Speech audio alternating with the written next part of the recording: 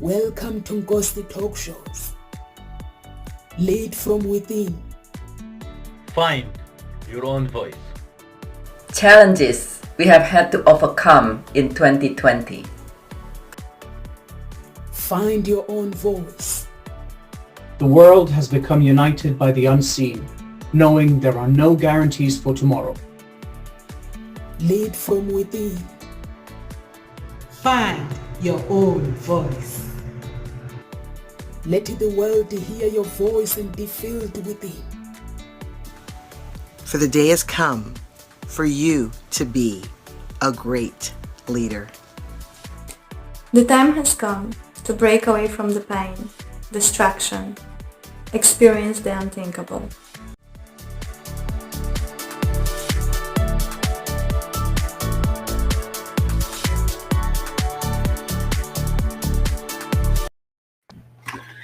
Find your own voice. Lead from within. Over to you, Kamal. Please introduce yourself to our audience. Thank you very much, Nomsa. Hi, John, Nomsa, and everybody watching. Good morning, good afternoon, and good evening. Let me tell you this. A common symptom and pain that people live their lives being lost or not knowing where to go next. Right? The feeling of having no sense of purpose envelops them. They confuse the values they grew up with, the ones they were conditioned into by society, family members, public figures of authority, to their own values. They might even have that feeling of being stuck in a hamster wheel, always grinding, always running with no sense of direction, with a lack of fulfillment and belonging in their lives. My name is Kamal Amer. I am a NLP trainer, master practitioner, hypnotherapist, and a life purpose specialist. And with a combination of ancient Egyptian wisdom and neurolinguistic programming, I help you create a foundation to a life of harmony, balance, and purpose. Thank you. Thank you so much. Thank you so much, Kamal. Over to you, John, the relationship guy. Introduce yourself to our audience. Thank you, Nomsa. Hello. Nomsa said I'm the relationship guy. Many people grow up having relationships with themselves and with other people based on the difficulties, traumatic experiences, and lives that they had when they were growing up, which has affected them and the way that they see themselves, the way that they believe the relationships need to be, whether they are able to have a healthy relationship with somebody else, whether they are able to connect, whether they're able to look at someone else and understand really what's going on for them too. And all these things come from our experiences in our childhood. So we have certain relationship beliefs which keep us stuck. We repeat relational patterns which cause us pain over and over again. We find it hard to deeply connect with other people because there's something inside us that holds us back. I'm the relationship guy, and I'm a coach to successful singles who struggle with intimate relationships. And I help them to understand the path that they've led that's gotten to this point so far in life and how they can create the quality and connected relationships that they're looking for. So much. Thank you so much, John, the relationship guy. So our topic today is how to build emotional intimacy, intellectual intimacy, spiritual intimacy in your relationship and overcome fear of intimacy. So today is all about intimacy. Some people talk about self-love. But I talk about intimacy because you have to be intimate with yourself in order for you to love someone. So over to you, Kamal. Could you please explain to our audience our topic, or do you want me to start with the relationship guy? I actually think it is much better for the relationship guy to start off. Okay, the relationship guy, over to you, please. Explain to our audience this topic. Yeah, so intimacy, I like your explanation of intimacy there. Again, I would think of it as a kind of a compassion for self, intimacy then with others. But there is a block, possibly. There is a block in a lot of people to become intimate. And like you said, whether that's in their relationships, the kind of thing that might hold people back is this subconscious issue that we carry with us. So whether we are holding ourselves back because of fear, because of what the outcomes might be if we allow ourselves to connect with something or someone at a deeper level, whether we have developed a difficult relationship with ourselves. So have we grown up in being told that we're a certain way, that we need to feel a certain way, that we were blamed for everything, that even just that our parents or our caregivers and people around us really didn't show us the love, the respect, the encouragement, the support that we could have had when we were growing up, and that would have allowed us to grow up in a more secure space within ourselves, which means we would have trusted relationships, we would have trusted other things, we wouldn't have this fear of loss that we will maybe carry with us today, which will stop us being able to create intimacy in all areas of our lives. So it's not just about how we feel about others, it's how we feel about things, and whether we're able to allow ourselves to have that connection at a deeper level with ourselves and with others and with the things in our lives. Thank you so much. Thank you so much, John. I actually agree with you. I'm going to hear Kamal's perspective of this topic. Over to you, Kamal, please. Thank you, Norms, and thank you, John, for a very nice, detailed explanation. And to me, it really translates into the conditioning that we each have from childhood, right? The same as uncovering purpose or understanding your values or your true self or your authentic self, whatever people want to call it. It is intimacy, right? That intimacy of understanding who you are for yourself first, and then for the company that you keep, whether it's loved ones, family, colleagues. And that is, I think it's quite important in our life. And as you mentioned, these conditioning, these between quotations traumas, how depending on how whether they're very deep or very or shallow, it doesn't really matter. They're still considered a trauma that affect our growth. They affect our intimacy. They affect the way we what we share. And when we speak of intimacy, I always think of that of a Japanese saying, and they say we wear 3 masks. One mask we show to the world. The second mask we show to our families and friends and close ones. The third mask, we never reveal it to anyone. It is that one where we see ourselves from. And if that final mask is, you can't dare look at it in your mirror, your intimacy and your other masks will be tarnished, in a sense. So that would be my giveaway, my perspective. Like the part of the mask that we show our friends other side, and we show our family and friends a different side. But then when we look at ourselves in front of the mirror, we can't stand us. So that means we can't be intimacy with our friends. We can't be intimacy with our family members. We cannot be intimacy in our relationship with our spouse, basically. Because if you cannot bear taking your clothes off and be naked in front of the mirror and admire yourself, so there is no way in the world that you can actually give someone that love. So which is something that I had to actually embrace myself. I had to, when I was doing Paul McKenna's programs, the NLP, I had to actually working with my brain, how the brain works, the subconscious mind, and how the mindset works.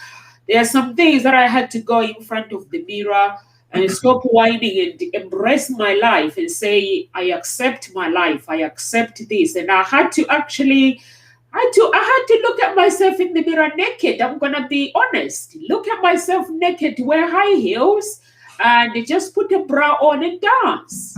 And just honestly, these are the things that I had to do.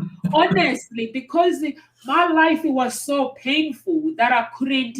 I'll look at somebody else and think they're beautiful, and I wasn't. And not thinking that way, but I wouldn't appreciate who I was. So that means I will sabotage my relationship because of thinking that other people were better than me. So I had to go in front of the mirror, naked, get naked, play the music. I dance. The music that I like, I dance. Even if I didn't know the steps, or I didn't know the dance, or I watched somebody there doing the dance on YouTube, even if I didn't know it, I had to believe that I'm giving it all. I had to believe it.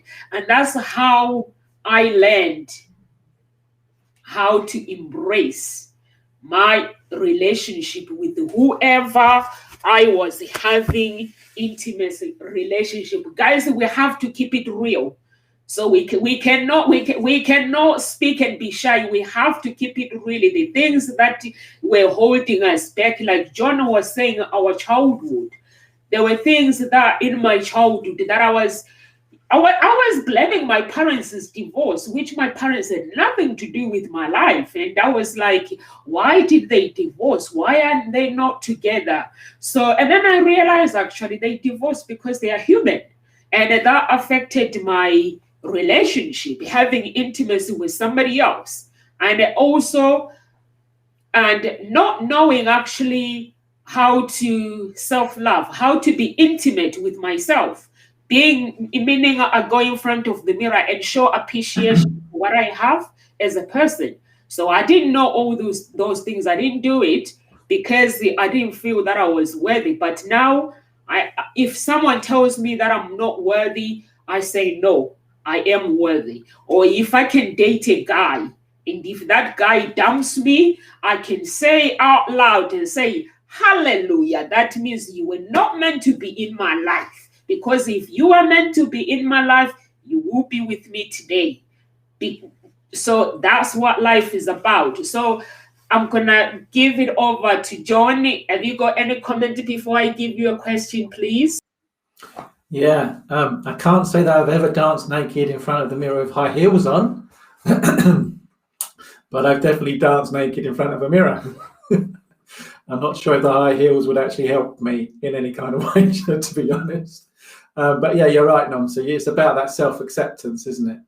It's about accepting not only that you are worthy, that you deserve, that you can have what you want, that we need to let go of these childhood experiences which have affected our self-worth, our self-belief and self-confidence, and to find that kind of inner acceptance that we are able to have what we want. But I think, like you said there as well, it's about letting go of that mask that Kamal was talking about.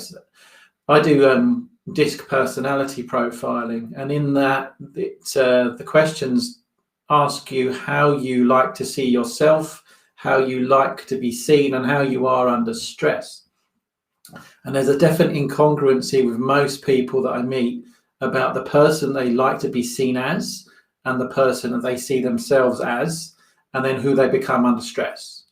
What we want to try and do is to make sure that that is as level and as congruent and authentic as possible. So there's not so much of a fluctuation in who we are at any given time.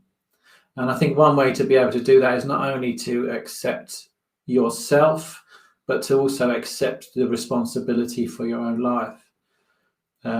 As we've discussed, childhood has a lot to do with how we grow up and see things, how we relate to things, what we do. And if we can accept responsibility for ourselves, then we can let go of that past where people were saying, you made me angry, you made me upset, you made me this, you made me that. And we learn that when we're young, then we become responsible for other people and other things which really have nothing to do with us at all.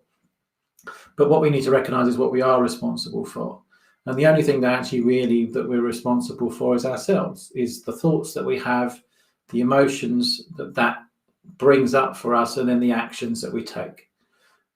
So yeah, next time I'm dancing naked in front of the mirror, I shall try not to think of you in the nicest possible way. But I'm sure you're going to creep into my mind now.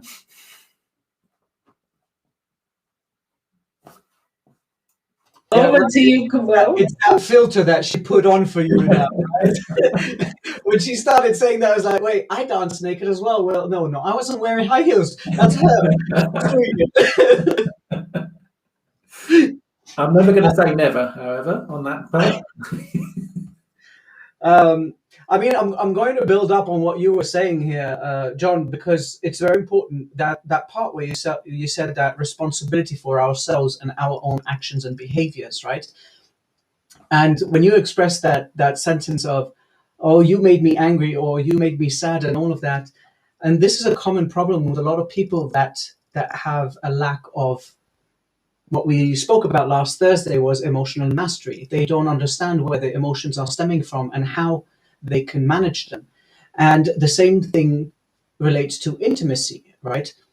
When you realize that, no, they're not making you angry, you are deciding, you are choosing to get angry by their words, by their actions, because you still have a choice, right? Your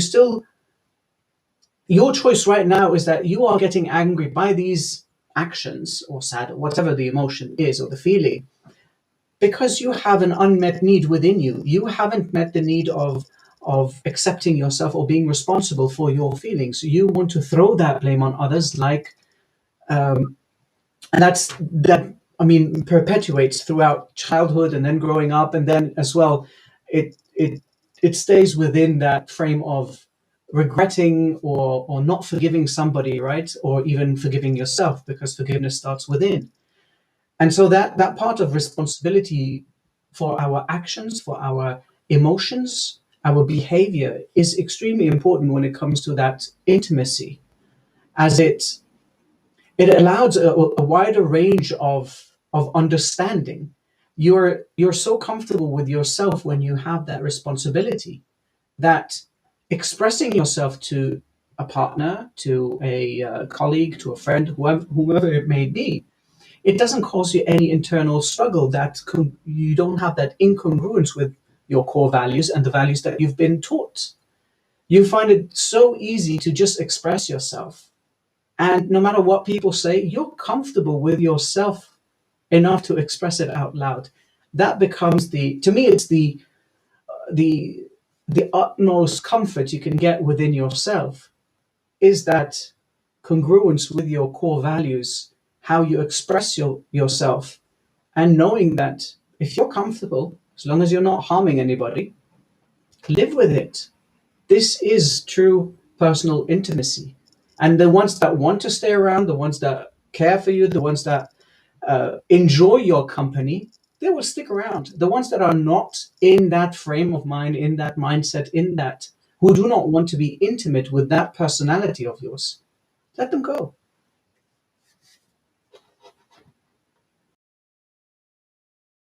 Thank you so much. Thank you so much, Kamal. I actually agree with you that actually I've listened to so many speakers, and I've listened to the pastors as well. They all come down to one thing, that there's some culture, like we come from different cultures. So they say there's some cultures that can actually hold you captivity, you won't be able to actually do the things that you want to do, because people are holding you based on that culture. And like myself, I come from Africa. There are some things that I will do. People look at me like, because I work with personal development, they're like, why is she doing this? Why is she saying this? But not understanding that I have figured out the messed up things in my inside of me that have been holding me back. I've worked on myself, and now I'm in a point where I'm not afraid of being judged. I'm not afraid of people maybe comparing me with somebody else. I don't want to be somebody else. I want to be me. That nonsense, like Kamal, you are saying, people who wants to be with you, they'll follow you. So I'm in a point where like I want to be in a relationship with the person that is not going to judge me, because I'm not in a point of where I'm judging somebody else. I want to be surrounded by the tribe that is not going to judge me as a person, which is you guys, every person that you're with, like we are connected. That means I can be myself with you guys. You can be yourself. You don't have to be afraid of making jokes. You don't have to be afraid of being who you are, because we all have worked on ourselves. So I actually 100% agree with you, Kamal, although you don't like me agreeing with you. So I actually agree with you. And, you know, there are some things that myself, when 10 years ago, I wouldn't do it. I wouldn't walk like if I wanted to. I wouldn't walk naked in the house. But now, I don't care. The curtains are closed. If I can't find anything upstairs, I'm not afraid to run downstairs naked and just bring it up and sing my song and go upstairs. I'm not afraid to get in the shower and sing that song, even if it's out of tune. I'm not afraid. So, and I'm not afraid to make love with the lights on, because I embrace my body. I embrace who Nomsa is. So when you actually start being grateful of what God has given you as a person, whatever your religion might be, if you start being grateful that I am grateful for my body, grateful for my children, you will live your life based on you, and whoever comes your way and judging you, you'll be able to say, okay, I'm writing my story on my own with the people that wants to be with me. So that's what life is about. So you guys, I'm going to give you a question. I'm going to come to you, John. How do you build emotional intimacy in a relationship? Because our audience would love to know this.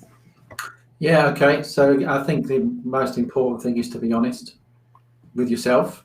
I think like we've already touched on, it's about being authentically you.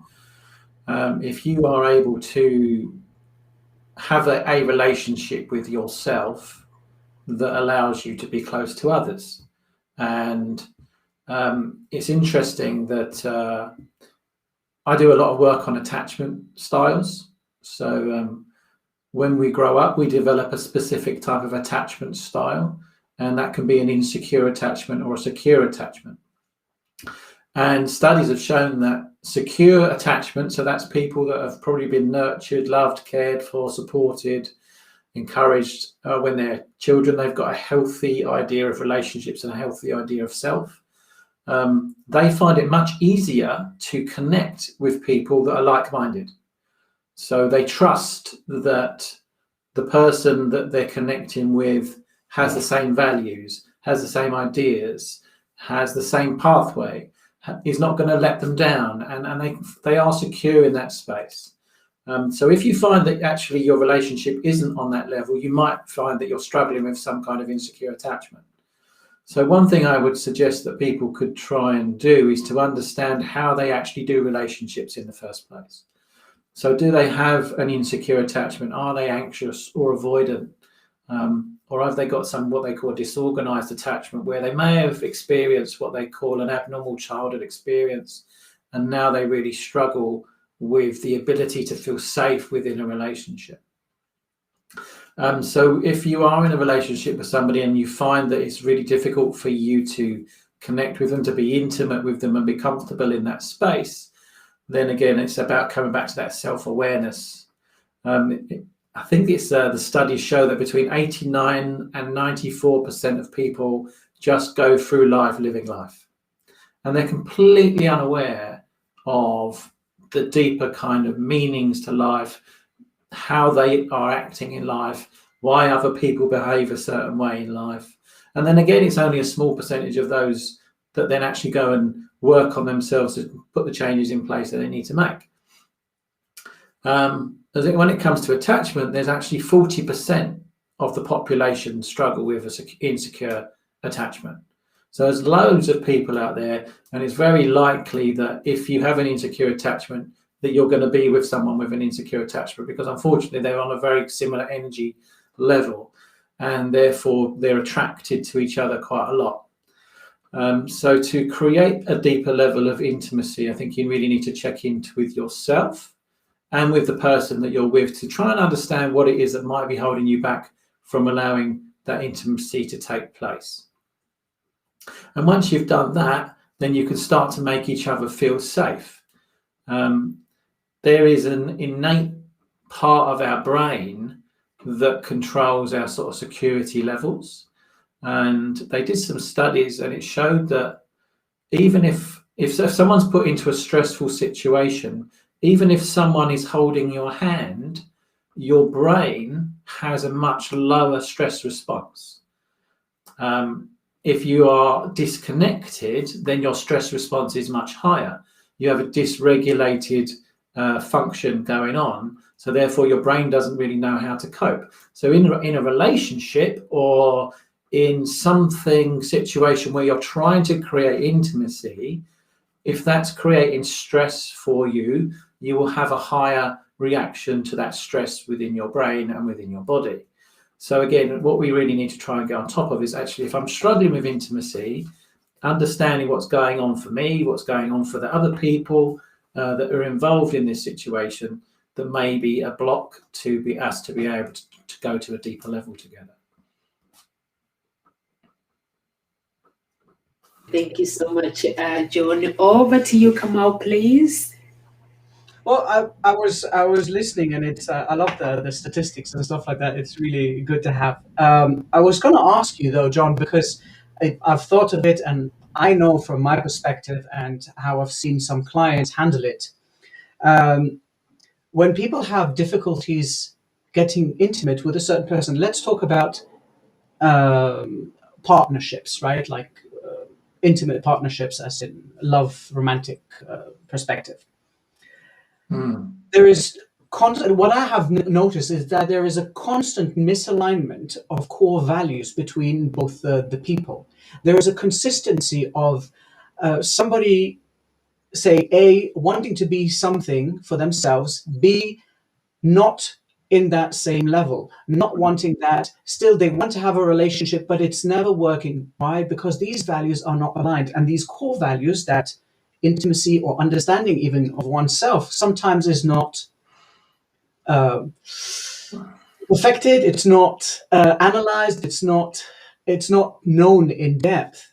And I'm thinking, well, my question was, do you agree on that perspective? Do you consider it one of the major factors when it comes to intimate relationships of these values and incongruences that cause that separation? You know, there's a saying that I read, and it was I can't remember where it was, but it was so funny.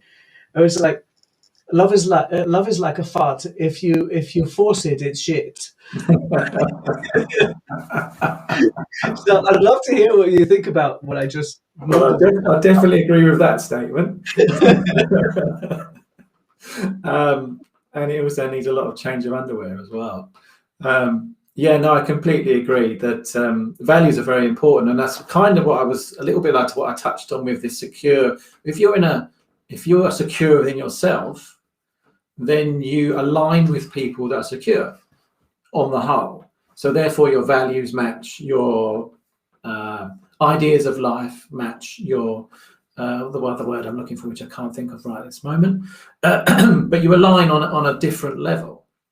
Now we all get together for a reason, you know. So if my reasons for being with you are male adaptive or unhealthy, or they're based in a need from my childhood which wasn't met, or something I'm always chasing, then we're not going to align at the right level, and therefore our values won't generally match, because we are not together for that reason. We're together to meet an unhealthy need that we've got within ourselves, and that is all thrown out of the window. Everything else is thrown out of the window when they align, because I have an inherent need to be with somebody, and I will choose them based on my needs. So if that is, say, for instance, my unhealthy need was to always feel like crap in a relationship, I would always choose to be with someone that made me feel like crap, or change that. I would always choose someone so I could make myself feel like crap. Yeah, because that was that was my intention when I met them. Now, that had nothing to do with whether we liked the same things, whether we wanted to go off into the same places, whether we had the same kind of goals, values, principles was the word I was looking for early on. It doesn't, that had made no bearing on it whatsoever. It was just whether they triggered my innate need to be with somebody. So unless we are aware of that need that we're trying to achieve, if it's unhealthy, if it's maladaptive, then we are not going to live to the same values, and then these relationships eventually will fall apart because there's no foundation to them apart from that difficulty. So therefore, eventually there is going to be a build-up of emotion. Generally, you'll find that there's after a while, some people will just go through life arguing, conflicts galore, never getting on, living separate lives, because they don't know that they have a choice to be able to break away from this relationship. And now it's like what you said earlier on, to remember you've always got a choice, that you don't have to be with somebody if they don't make you feel great about yourself, if they don't make you feel good, if you find that they make you feel uncomfortable, upset, drained, emotional, whatever, you can always walk away from that. But again, that's a kind of societal thing definitely here, that you're not really encouraged to walk away from people. You're encouraged to work on things, but actually sometimes they're just not possible to work on because you're not aligned with each other that it's going to make this going to work anyway. You can put changes in place for yourself at that point, and then hope that the other person comes along for the journey with you. But again, if they don't, then it's okay. It's okay for you to then say, okay, this is clearly not going to work for either of us. It's time for us to move forward and choose to be with somebody, to be close to something or whatever it is that we're looking for in order to make our life more fulfilling and whole. So yeah, definitely. If love feels forced, then make sure you've got plenty of clean underwear. Thank you for that explanation, and it's wonderfully said. I on my side, that's what I've experienced with some of my clients, even with myself, and it is that when that time of growth comes, I believe, and I've seen it a lot.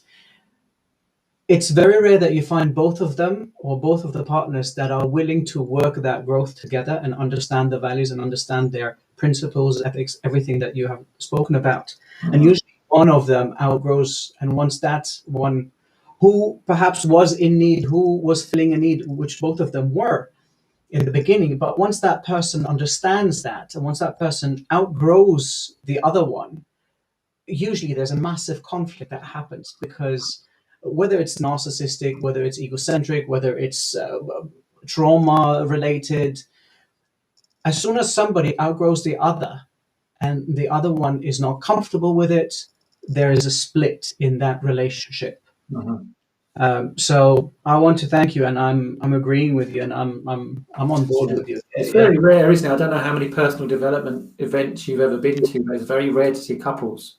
Yeah, that's true. It's generally someone they're working on themselves. Mm-hmm. When I was doing my counselling training way back when, they actually called it the divorce course. Well, makes sense, right? Because people that are training in therapy or NLP, coaching, whatever it is, you have, in general, if you're a good therapist or a good coach or a good practitioner, you look at yourself first. Absolutely. You do all the work you need to do on yourself first, and then you can go out and help other people. But you're on this continuous journey on self-development at the same time.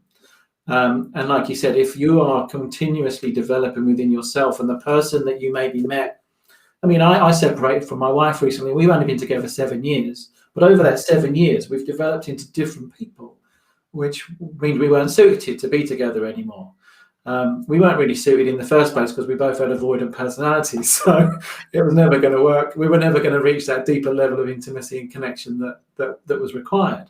But those, you're going to change, and if you change, and like you said, if the other person is so comfortable in this space, they chose to be with you for a reason at the start, and they still want that reason to be for that reason, then they're not going to grow with you. No matter how much you try and drag them along in this journey, they're not maybe even going to be pleased for you. I don't know how many times, people say, oh, you've changed, and it's like a bad thing. Maybe it's not a great thing in some cases, but people will use that to try and say, oh, you've changed, I'm still the same. Well, I'd say 90% of the problem, the person staying the same is the one with the problem. It's not the person that's changing. So yeah, it's interesting point that you make about how we all develop, and if we self-develop, and again, that's hardly ever done as a couple. That's done as a single person. We're working on ourselves again, which is a great thing to do. But just be mindful that when you do change, if you're not able to bring the other person along with you, if they're not willing to come on the journey with you, then you will divert onto different avenues in your life, and that's not a bad thing. Yeah, absolutely.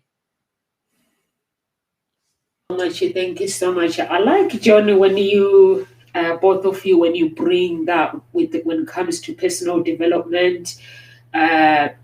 If you are couples and you are doing things as individual, it doesn't work. That's why, for me personally, when I go to business events to learn about business, I go on my own. But when I'm doing events where I'm talking about relationships, if that event is mine, I drag my family with me, and they know that. They say, okay, as long as you're going to pay for the hotel, your work is going to pay for the hotel, we are coming with you. So I always drag them. Desmond knows that my children and their dad, they always come with me, because in that moment I'm showing them that I'm not doing this by myself. I can do it on my own, but I need my family with me to understand the crazy world where I'm in. And also, John, you talk about the attachment, that the attachment from our childhood and the needs to fulfill our desires as well.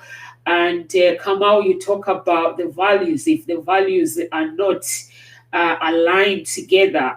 So that's why it's very, very important. That's what matchmakers basically, they look at the attachment when they are doing the assessment. They look at the attachment, what John was talking about, and they look at the values. Because when I was like 10 years ago, looking for a man, to me it was like, okay, I'm looking for a man who is wealthy. I've got a job. I've got a good job. So this man has to have this. He has to have this. I have to have this. But I can tell you this: when I go and meet that man, all my needs are forgotten. Honestly, this is what I used to do. God knows why. If I can explain it to you, I don't know. If a man is driving a nice car, they are charming, I forget about all the bad habits that they have. And I start dating them because I'm feeling sorry, like John was saying. I'm feeling sorry for them. My needs are no longer my priority. And I'm no longer listening to their bad habit, this. So I'm like, I want to date this man. And a few months later, I'm thinking, what is going on? What have I done? The values. And this person doesn't understand my culture. In my culture, if somebody moans about a cup of tea, people moans about, maybe you make them a cup of tea, or if cup of tea is no, or they go to the shop, the waitress make a small mistakes, they're going to be going on about it all day. To me, if I haven't eaten, it's a big thing. I have to worry about it. But if someone makes a mistake, means I have to forgive. You're human. It's either I sort it there, and then I move on with my life. I think, sorry, I wanted to interrupt, but I think what you said about needs just now, you said you weren't meeting your needs, but you were meeting your needs, but you were meeting the unhealthy needs, not the healthy needs. And it's just for people to be aware of that. So if you've got this idea about what you want, and then you still go with something that you don't really want, then that's the unhealthy need that you're meeting. And it's really important that people going, not that I don't get it, I don't get why I make these choices. It's important that people go, I get why I make this choice. There's definitely something going on within me which is allowing me to make these decisions, even though I know this isn't really what I want. So what you were actually doing, you were meeting your need, but you were meeting the need to go to this space rather than actually the healthy, positive space that you really wanted to get to. Yeah, at the time I was thinking I was doing things right until I actually had to sit back and ask myself, picking the wrong people, how much is it costing me? What is it costing me? It was costing me emotional. It was costing me my time. It was costing me, at the time I had my daughter, it was costing me having to, I never introduced a man to my daughter, but I would have easily introduced the wrong person to my daughter. So it was costing me so many things. That's why I had to sit down and ask myself, okay, I'm dating the wrong people and wasting my time. I had to give myself a credit as well to say I give Nomsa credit for doing what I do, but at the same time, what is it costing me to do this, to date the wrong people? And at that moment, when I actually realized how much it was costing me, that's when it gave me a decision to say, Nomsa, next time when you go out, put your healthy needs first. No one is perfect. I understand that no one is perfect in life. But if I can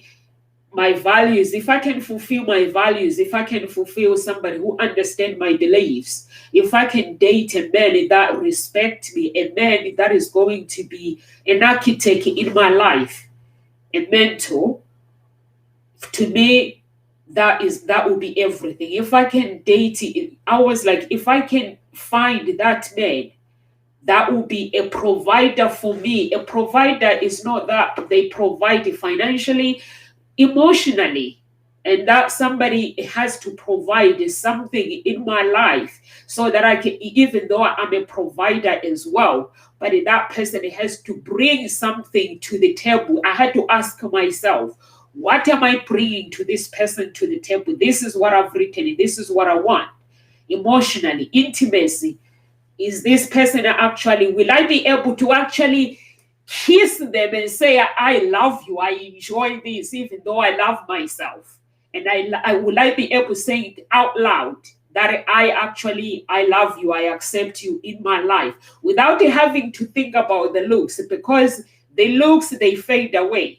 So those are the things that I had to put on the side. Obviously, you're going to date a woman. When you guys date a woman, you're going to date a woman that looks presentable, that basically that what you're looking for. But if I had to say to myself, if I date a man because of their big muscles, because of how they look, few years later, maybe their looks will be different. So that means I'm going to be disappointed as well. So I had to find something that is going to help me to actually connect with this person, which is emotional. I needed someone that I can connect emotional, that when I can be who I want, I can speak about anything. I can be who I want, because if you cannot connect with someone emotionally, that means you are bleeding. You will be bleeding in the long run emotionally. So it's like with a gossip talk show. If you are not able to connect with me as a gossip talk show owner, that means there will be you can't work with me. If we are not connected, you should be able to be open. You should be able, when you see the opportunities, you should be able to say, oh, if I talk to Nomsa about this, she will like it. You should be able to be, there should be a freedom in your mind. Do you know what I mean? The freedom of emotionally connections. I call it loving someone in spirit, because if the spirits are not connected, if I don't accept people 100% or emotionally and say I'm not going to accept this person, that means you can't open up to me. Even if we have intimacy relationship, it means you cannot be able to open up to me and tell me everything that you feel that comfortable with. So which is very, very important to say, Or like myself, I like to be a child. I don't take life very serious. I do take life very serious, don't get me wrong, when I'm working, but at home, I like to be, when the music plays, I like to dance. Or when I'm doing something, I like to sing. Even if I'm out of tune, I don't really care. But if you were dating somebody who would say, shut up, would that work when you are singing? No. Or if you were to date someone, when you dance, they say, what do you do that for? Would that work? No. So I'm going to hand it over to you, John or Kamal. I think that can work if they're just asking you the question. I mean, if they're telling you to stop. Not as a control freak. I'm talking against somebody who is saying to you, why do you do that? I think curiosity is a good thing. No, somebody who is a control freak. I'm talking about somebody who is a control freak. Yeah, so if they're telling you not to and they're saying they don't like it and they want you to change, then great. Yeah, I completely agree with you. But again, I think curiosity is a good thing. So if I'm doing something and somebody says, oh, why did you do that? And not in an accusatory way, but in a questioning way. And I think that can be quite healthy. But again, I think it depends what then the response is after you've done. I don't know what you think, Kamal, what Nom's just been talking about there. No, like I also agree with you. I mean, if it's just a question where out of curiosity is like, is there something special? Are you happy? Are you jolly? Are you did you manage to do something that you've never done before? It could be acceptable. It depends on how the tonality as well is very important in that communication part, right? Especially in intimate relationships, how we communicate, it's important as well. But rather when it's like, why the hell are you doing that? You know, that kind of look is like, because I want to stop it. You know, that that's not what you want in a relationship, right? You want to be able to express yourself, however it may be, even if it's going around like I don't know, quacking like a duck in stores. Right? I go around barking and quacking and pretending to be animals when I have my kids around, and it's like we pretend that there's something lost and we play fools, right? Mm-hmm. If my partner can't accept that, then you can't be my partner. It's very simple. Yeah. This is who I am. I still dance in shops when a good tune comes on. Yeah. I was always told to stop doing that as a kid as well. So it's an interesting one of those things. I mean, I used to mess about in the shops when we used to go shopping, and I was always being told to stop messing about or stop being silly or stop this and stop that. And that really suppressed my personality for a long, long time. And it was only when I kind of broke away from those kind of shackles that freedom, I think the word authenticity kind of pops up into my head. It's about actually, am I being authentic? Am I dancing around because I'm trying to show off? Is it my ego or is this actually just making me happy? And I think, and if someone's not happy that you're happy, then why would you ever want to have a relationship with them? Well, that's the thing, right? That happiness starts within yourself. It's your mindset. It's your decision to like, I'm happy, because it's not something that you can hold. It's not something that it's tangible or attainable by any means. It's just a spur of the moment mindset. It's a feeling that you can implement, that can have even while you're sad. There's nothing preventing us from doing it, but a lot of people refuse to do it because, well, why am I going to be happy when I'm sad now? Why am I going to be happy if I'm mourning? Well, you can have both of those feelings. Nothing is preventing you from doing both of them. Just because something terrible might be going on, it doesn't mean there's not something good on the other side, does it? All right, exactly. And then when you were speaking now about this authenticity, something that people should remember, and I'm sure you tell that to your clients as well, is that as long as you're not living authentically within yourself, you are constantly denying your true nature to come out. It's what you call a psychological misalignment. And that causes you internal struggles, whether it's psychological, it can be also physical, like in your body, you can feel it in certain areas, your back, your stomach, it can cause you different illnesses that have been proven by doctors that this comes from stress. This comes from you not being yourself, when they speak about chakras, for those that believe in the chakras, some people have They say they have throat problems. They feel stuck there, and they go to the doctors, and there's nothing there. No, it's you not being able to speak up for yourself, and that happens a lot in relationships, right? It used to be me. There you go. I used to struggle with sore throats all the time. And it was Right. only when I did the work that I actually realised the reason I was getting my sore throats is because I was keeping myself quiet. Yeah. I didn't know how to express. I didn't know how to stand up for myself. I didn't know how to say what I needed to say. There was something in me that was being restricted. Yeah. And it always came out as a sore throat, and I had sore throats a lot.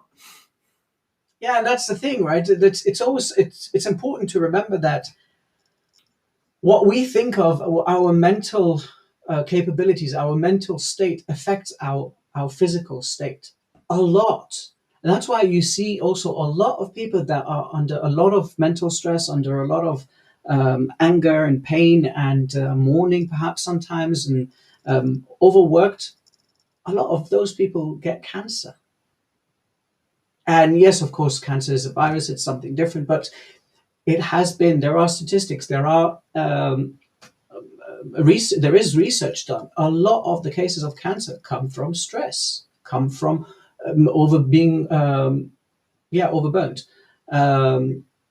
being overwhelmed, having that consistency of incongruence with yourself. When you think of all the negative toxins, all the negative hormones that get released into your system when you're stressed, when you're upset, when the negative things that you're thinking about, they always trigger an emotion, not only emotional response, but a hormonal release and a physical response in your body. And if you have that build-up of those hormones, eventually they're going to turn toxic.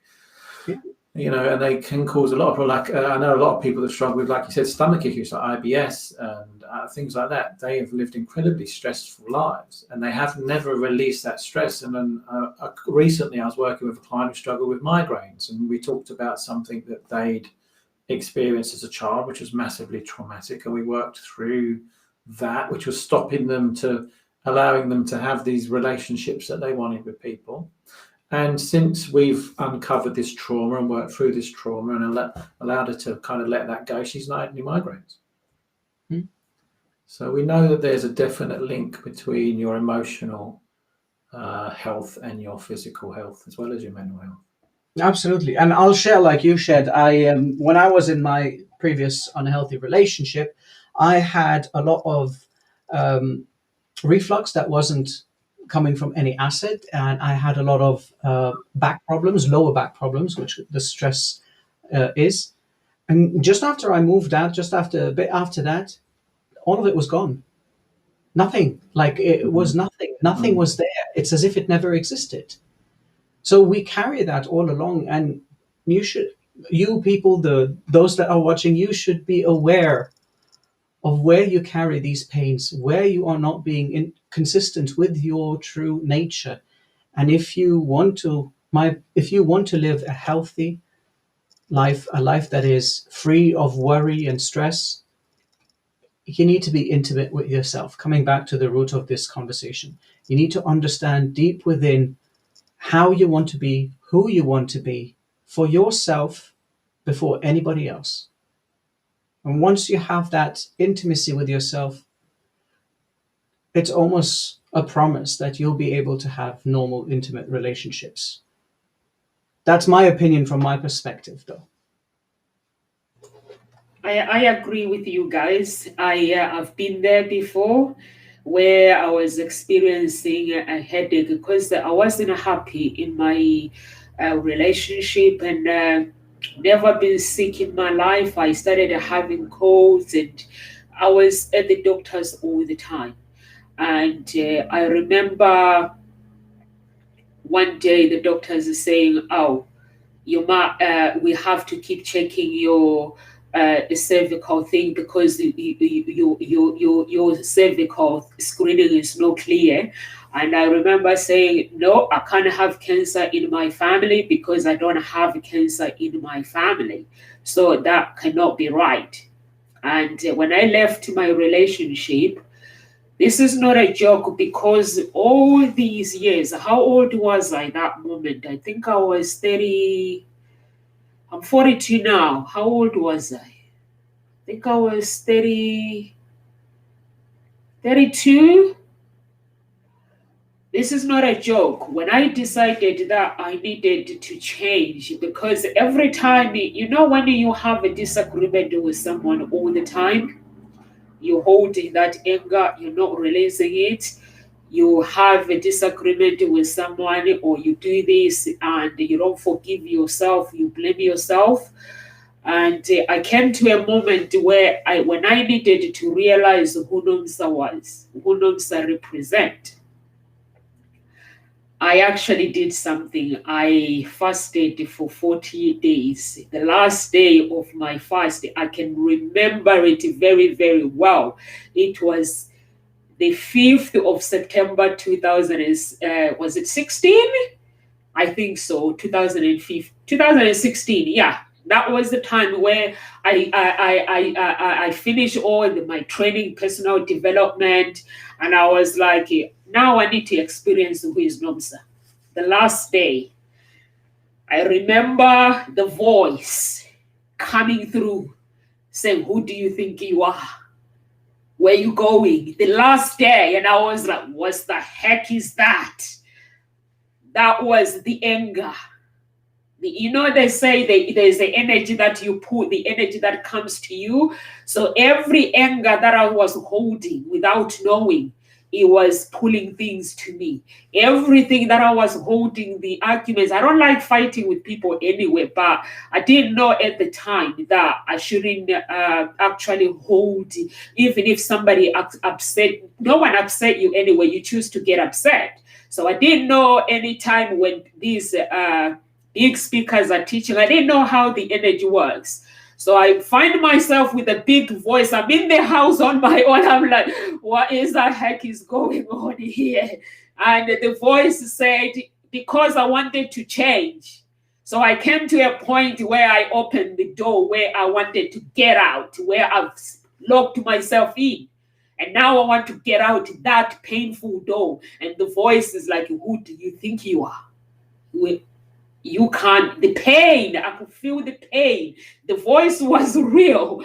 I had to call somebody. The voice was real. Honestly, I had to call my pastor and say, can you come here, please? There is a voice. And when she came, she was like, what is going on? I explained to her, and she was like, this is the choice that you have decided. You've decided that you're no longer going to be the person that you've been all these years since you were born. You were holding this is what happened now. And I was like, is he gonna stop then? And I had to accept myself. I had to forgive myself for that energy to go away. I had to forgive myself for holding everything inside of me. Everything, the years of anger, the years of my relationship not working, blaming myself and saying, why do I make mistakes? It goes inside. And at the time, I had no idea. And that's why now, when somebody is trying to pull me in a battle that is not mine, I don't know about you, I run. I say, no, thank you. This is not my battle. And I learned that day. And when I move, he was like, make sure you don't make no many mistakes. Because if you come back, and I was like, this is scary. This is scary. And because I had chosen the life where I hold people in my heart, when I make mistakes, I don't forgive myself. I blame myself. So those were the life that I've chosen, which I don't want to go deep in that life. So it's okay to keep it this way. So, John, is there anything you want to leave with our audience before we leave, please? Yeah, okay. So just from what you just said then, there's a very important thing that we learn as children about how we interpret information. So if we are being treated in a particularly negative way, we will always internalize that. It will always become about what we're doing that's wrong, because we are not allowed as children, our brain won't allow us to do this. It won't allow us to blame our parents or our caregivers, because they're responsible for our survival. So your brain won't allow you. If your brain then says to you, okay, you can see that this person who is responsible for your survival has a flaw, that they're doing this wrong, that will completely undermine your security and your survival security. So therefore, that's why we always have, if we're treated really well as kids, we grow up with this kind of really positive general sense of confidence and self-worth, is because we will believe what we're being shown, what we're being told, how we feel. If we're not treated in a certain way and something goes wrong within us, we will then go, oh, it can't be them, because if it's them, I could die, because they're here to look after me. So therefore we then go, it must be me. And then we develop all these ideas around self-blaming, like you said you were doing. You were looking at yourself, it must be my fault, it must be me doing this, must be something wrong with me. And again, where those voices come in, it's that internal dialogue that you have, it's that argument that you have with yourself. Well, this can't be true, this can't be me, this must be me, this isn't. And we have, there are really strong internal battles that go on. My final thought would be, when it comes to intimacy, I think the most important word that popped into my head while we were talking was meaning. Because if I give a meaning to something, that's my truth. So if I'm thinking something and I give a meaning to it, I'll have an emotional response to it, and then I'll react in a certain way and I'll behave in a certain way based on the meaning I give to it. So when we're thinking about intimacy, if I'm finding it difficult to create intimacy in my life, and whatever level that might be at, I think what I need to check in with then is, what meaning do I give being intimate? What meaning am I giving this situation? What meaning do I give this relationship? And why would that make me be scared, avoid, not be able to connect at a deeper level, so that I can create the intimacy with this thing that I'm looking at, this person that I'm looking at, to create the intimacy that I really want.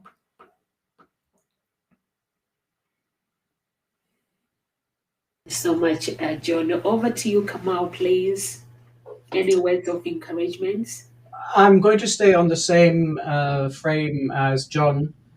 He was talking about the meaning or the definition that you give that intimacy with that person. On the same level, how do you define intimacy for yourself, within yourself? The same idea. Define it for yourself, how it is, what it means, how does it feel like to be intimate with somebody? And that's not only with intimacy, but I encourage everybody listening, with every word that you use in your vocabulary, whether it's happiness, joy, anger, frustration, annoyance, irritation, excitement, define them for yourself so that you have a better understanding of what they stand for and what they mean, as John was saying. Thank you so much. Thank you so much, John and Kamal. And for me, I'll leave with, because John and Kamal, they said, give it a meaning. If you are struggling to have intimacy within yourself and intimacy with your spouse, please find out the cause of the problem. What are the roots? Work on the roots of the problem and ask yourself, if you don't work on those roots, how much is it costing? Is it going to cost you? Which means you're going to be going a spouse after spouse and blaming them. And also, you're not going to have connection within yourself, because you need that connection within yourself to be able to do the things that you love to do. So that's what I'll leave with, together linked with find a meaning, what John and Kamal have said in your life, into your intimacy relationship life. So we are here, Gossip Talk Show, Monday to Friday at 1 p.m. If you need to connect with one of the speakers, please connect with Kamal. His email is there. You can connect with him. And or if you prefer to message us on our page, you can message us on the page and you can connect with me. Then I will speak to Kamal with the speaker that you want to speak to. God bless you, everyone, and live with grace.